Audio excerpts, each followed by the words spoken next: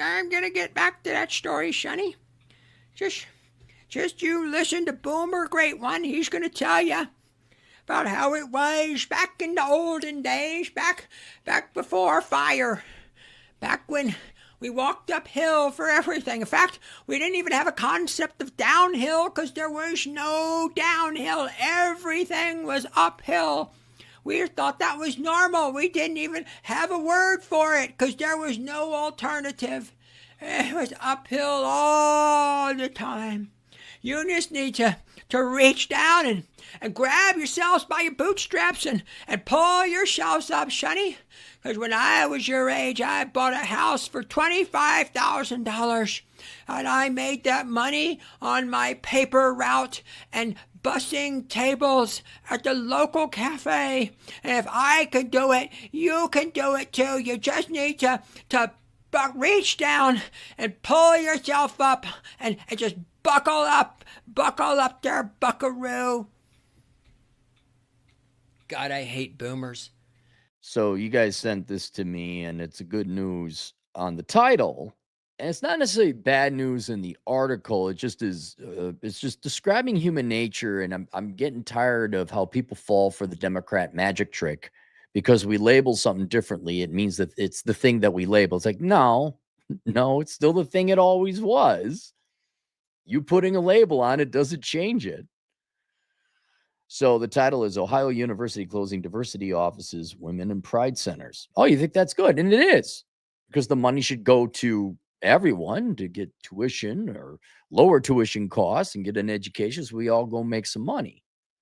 A lot of that is also just, let's just admit it, welfare jobs program. If we're going to label things what they are, these are welfare jobs programs for lazy people who don't want to work real jobs.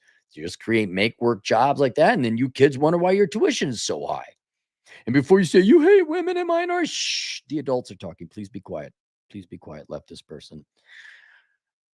It disproportionately harms poorer people, women and minority, presumably in that group. It disproportionately harms minorities because the tuition is higher. Because you're was it the University of Wisconsin? They found something like 180 DEI officers, employees, not that they're hired because they're affirmative action hires, but their jobs were in DEI. And it's like, what do you think that does to the tuition rates, especially for poor people?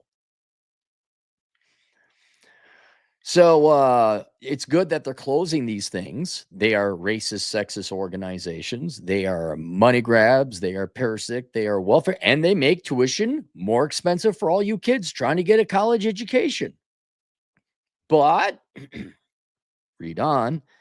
Athens, Ohio University announced Tuesday that it is sunsetting its diversity, equity, and inclusion offices, including the Multicultural Center, Pride Center, Women's Center. So, okay, yeah, there's people, right? People, labor, salaries, cost. What did you spend on these buildings? Like, that's not cheap, right? You guys all wonder why tuition's so expensive. Why don't you go take a look at a budget? See what the school's spending the money on. Oh, all these salaries and the buildings.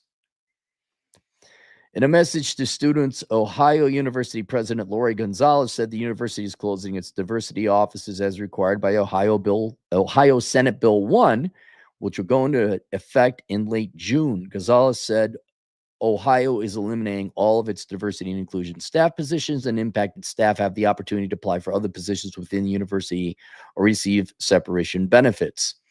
I hope you will all join me in recognizing and celebrating the lasting impact that the Division of Diversity and Inclusion, as well as all the staff members who have dedicated their time and talent to diversity and inclusion work at Ohio, will forever have on our university, on students we serve, and on each of us. Your effect was to raise the cost of education for those kids. And it was, I'm going to say it again, a welfare jobs program for lazy people who didn't want to work. That's all it ever was. And the spin, which is a lie that you're putting on it, is that somehow there was some kind of value. When listen to me, this is what DEI is. Are you ready for the definition of DEI? Getting paid for the way you were born. That's it. That's all it was. There is no inherent or intrinsic value to DEI. There's an inherent value to a gumball. It's fun to chew on and it's tasty. There's an inherent value to a tree trimmer. The guy trimmed the trees. There's an inherent value to a paper airplane. You make a paper airplane for your little nephew or niece, they get to go have fun with it. There is no value in any of the traits that you were born with. None. Whether it's your race, your gender, your sexuality, your ethnicity, I'm trying to, what else? Your made-up mental disability that you don't have. My brown eyes. There's no value. There's my right-handedness. There's no value in it. This has been to me, thinly veiled, but apparently you normies can't see through the bullshit. This has been a thinly veiled scam and grift to get free money and not have to work. And I would also say that we indulge these worthless thieves, creating jobs and professions, even degrees, to make them play make-believe adults that they're professionals. You're scam artists. That's it. You didn't produce one damn good thing. You didn't make a plank of wood. You didn't do nothing. And it should tell you right now that the president, President Gonzalez, that they're going through this talky talk bullshit. That they're keeping up the facade. They're keeping up the racket. Because think about that. You get paid for the way you were born. Oh my God, they're not going to give up that racket if they can. And they're not, as you're going to see here. We must work collectively to preserve the legacy of the work and carry it forever forward. Right. You need to get paid for the way you were born so nobody has to work. That's it. Right?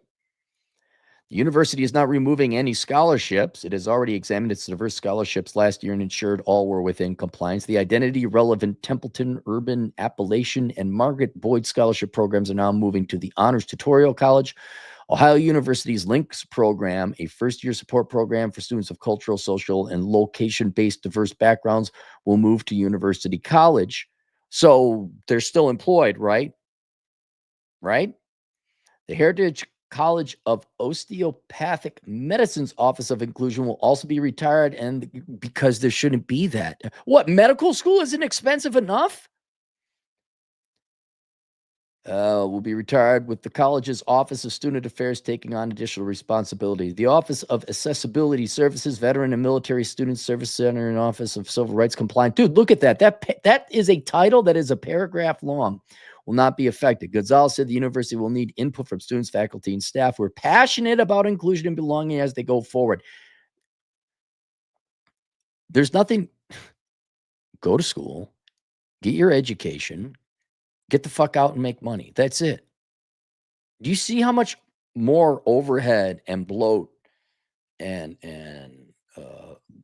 cost having this bullshit, having this celebrating the way you were born, which has no value, this money-making racket has, do you see how much more complication and cost this has burdened you all with?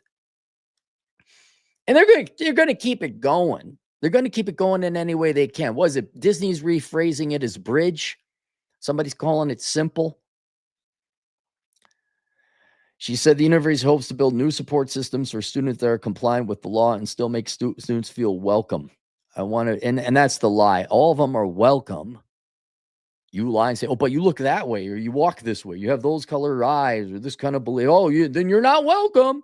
We need money and government aids and consultants to pay for it. I want to be clear that the task ahead for all of us is not to look for ways to recreate the same approaches under a different name. Oh, it isn't? It isn't, Gonzalez said. Rather, the charge is to invent something new that meets the movement and delivers results for students. How about it's all bullshit, we're dropping it, you got a problem, let us know. How about, hey, welcome to the University of Ohio. We kept the cost down pretty low, and here's some resources you might need, but good luck and have fun in class. The change is required under Senate Bill 1, which bars public universities from having any diversity inclusion. So here's the thing. And this is why diversity inclusion, or whatever it is, it's never going away. DEI is merely one of the more recent coats of paint or masks of human laziness. The reason DEI has found such reception, as well as welfare job programs and helping the children and nonprofits and NGOs and all of this other shit, is because at the end of it is just lazy people don't want to work. And lazy people, no matter who they are always going to find the easiest way to make the money.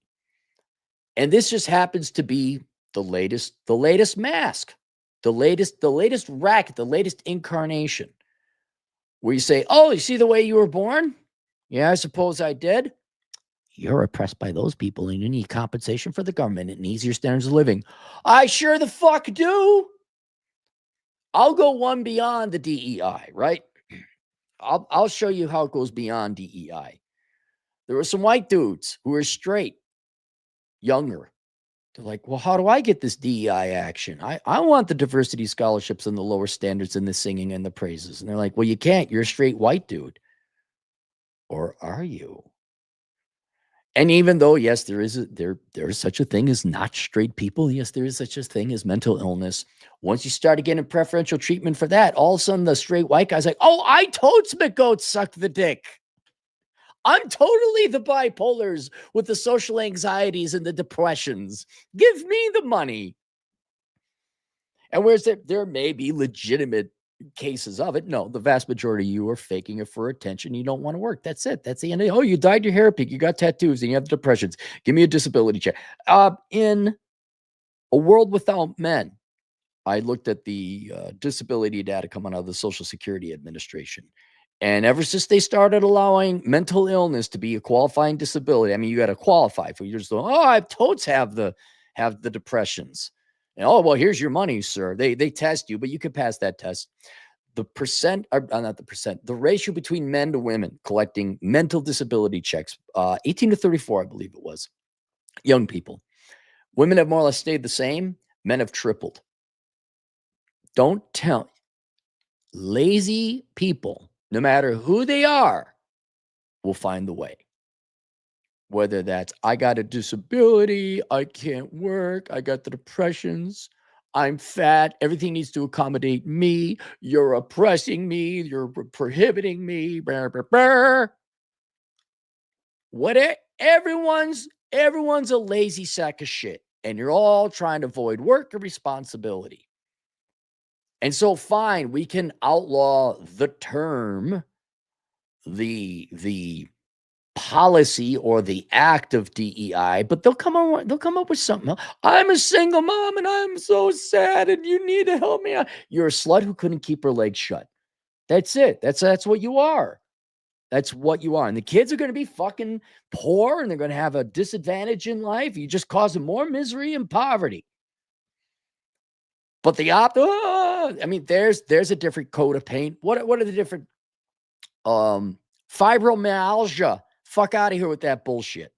Could it actually exist? Sure, it might exist for some people, right? It's possible. Yeah, but like for the 98% of you faking it, yeah, it kind of puts a negative spin or connotation on the 2% that actually do.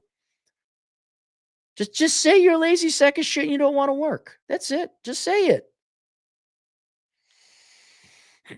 And so whereas the premise of DEI or ESG, although that's more expansive, affirmative action, you could critique it on its premise. It's like, no, that's bigotry.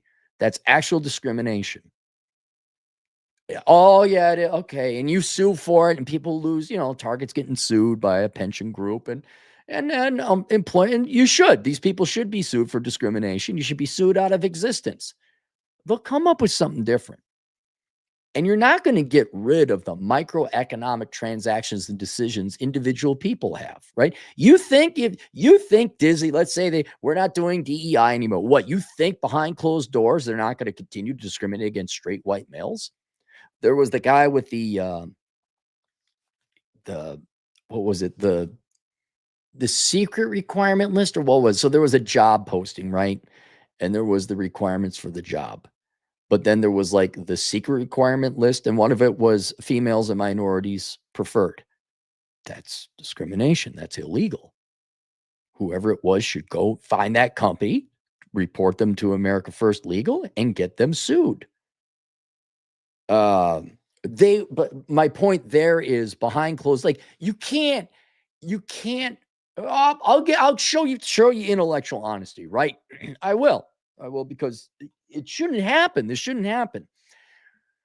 The sex war, both sides have taken casualties and costs, but I think one of the larger but not visible costs, you're not going to see it, is I believe that feminism and the sex war has increased actual bigotry against women, actual discrimination against women. Now, you say, well, where do you see that? Like, look, they got quotas, they're celebrating women this, Kamala, Hillary, all that other. Like, you can't possibly be serious. And you're right. Behind closed doors, would probably prefer to hire women.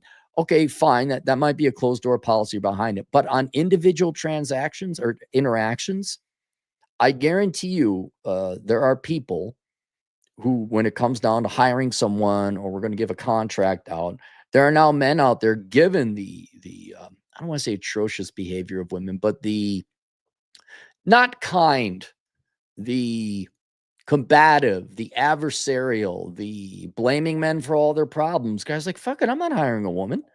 They'll never come out and say it. They may not have all the opportunity in the world, but all of a sudden there will come a choice. There will be the opportunity like, okay, I can hire a guy or a gal, and they're equally, or maybe even the girl's a little bit more qualified. And the guy's like, fuck that bitch. No, after what I suffered and went through, nope, I'm not hiring her. After all that shit they said on the internet, nope, I'll hire the guy. But when it comes to a policy or a meeting, they're not going to state that in public. I guess beyond a employment scenario, it's very common on guys like, I'm not pulling over and helping out a woman with it stranded on the road. I'm not, and one could say that's their right and their prerogative, but a bigotry on a individual interaction, a microscopic scale, the girl, someone, okay, I'll give you another example where it's not irrational. It's tragic, but it's not irrational. Dude, ain't nobody going to protect you girls on no subway no more. Like there was a gal in Philadelphia that was violated and no one did anything. Same thing with the girl in this British subway. People saw Daniel Penny. Again, like I said, it's not irrational. Men are not coming to your rescue. We don't care. And one would argue that that's a form of bigotry, which kind of is. But my point is that's an individual personal decision that there's no way to regulate, no way to prevent, no way to enforce. Because it's like guy driving on the road. No, I'm not helping her. Girls running and screaming from them, not my problem. And so you will also see that bigotry in the form of DEI be still played out on quiet, personal, private decisions that are not public and only they in their mind know. And you will see that continue. Well, we're going to move the scholarships over here. Well, that department's going to fold with the other department. And at the end of the day, it's still going to, like, remember, I think there was a gal who was a diversity chief, and Donald Trump says, like, yeah, these people are fired. We're not having diversity shit anymore. And they just changed her title. So was it diversity? I forget it. You guys can look it up for an example. That's what I'm talking about. The spirit will still remain there. The spirit of DEI, the spirit of affirmative action, the spirit of ESG. But it's just that those are examples. The spirit of laziness is going to be there forever. And so this is a constant beast you get to fight and battle because it's human. It's inherent in human nature. It's never going to go away. What you want to do is prevent these things from becoming policy. Like, it is one fucked up world we live in where it's like, okay, it's illegal to discriminate. Like, that's good, but you could discriminate against these people. Well, wait, that's discrimination is bad. No, because it's against those people. That literally is like discrimination twice squared. No, but because you're that type of people, you can't be discriminated against. Like, that's the most fucked up shit ever. And then the dopey freaking people are like, oh, yeah, I guess privilege, right? Yeah, okay. Like, does anyone see what? Emperor has no clothes? No. Now, slowly, Slowly, people are waking up and they're striking down the policy of DEI. But you just what? They'll rebrand it. Laziness will just go. It's pushing down a balloon. The air is going to go somewhere else. The laziness will go somewhere else. And it will be the new thing, whatever incarnation it is. But at the end of the day, what you need to do is you need to identify laziness where it is. You can't fall for the paint job that they put on it. Oh, we're Hispanic quadriplegic lesbians. Good for you. You're still a lazy sack of shit. That's fine. You stole money, you're fraudulent welfare. There was an article here in Vegas where 4 preachers, the always available preachers within the Black community. That's like, is that like the last ditch effort? Like if your career is failing, you become a realtor. And is that kind of like within the Black community? If your career is failing, you become a pastor or a reverend. So 4 of them, I forgot what church. Maybe they even just made up the church. I guess they're caught for tax fraud or something, or what? They're scamming tax dollars or something like that.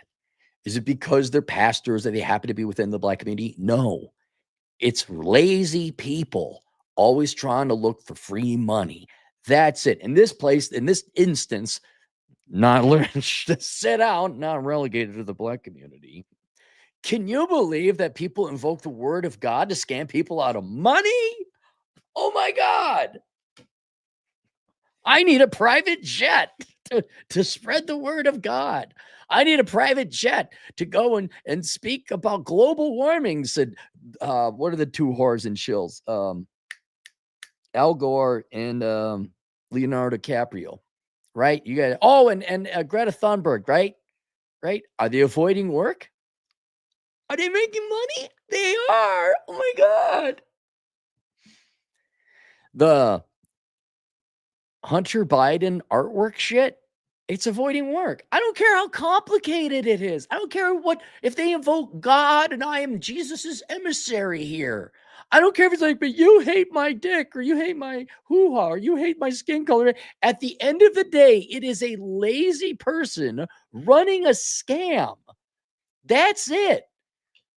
And I guess DEI perhaps is a little bit more insidious because if you ever criticize, hey, you're a lazy sack of shit, they immediately run behind whatever trait they happen to be. Oh, you just hate women, or you hate Hispanics, or you hate the disabled, or whatever.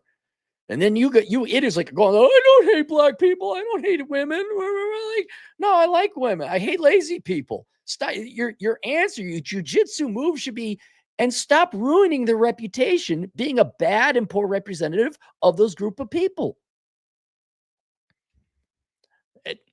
That's it. So start calling lazy people out. Problem is, there's more lazy people than there are hardworking people. So now it's the popularity thing, and it's democracy. Now you got the lazy people. Oh my God. And now they're all not only is they just too lazy to go work for the money, what's hilarious is they're too lazy to even work up an identity or something valuable. Like, okay, fine, you go collect your welfare check, but if you worked out and I don't know, got into boxing or something, I don't know, you became an artist, like there's some creativity, there's still some value at the end of the day. These people are so late. Not only they want the free money, they're like, I dyed my hair pink and I put nose ring in my face. Worship me. No. Why do you hate women? What does that have to do with women? Really? What is you mutilating your face and dyeing your hair a ridiculous hair color and avoiding work and not even doing anything to become an interesting person? What does that have to do with you being a woman? But no, you're a lazy sack of shit. That's why you're fat and you dyed your hair pink. That's why you got a tattoo, because you don't want to. It doesn't take anything to get a tattoo.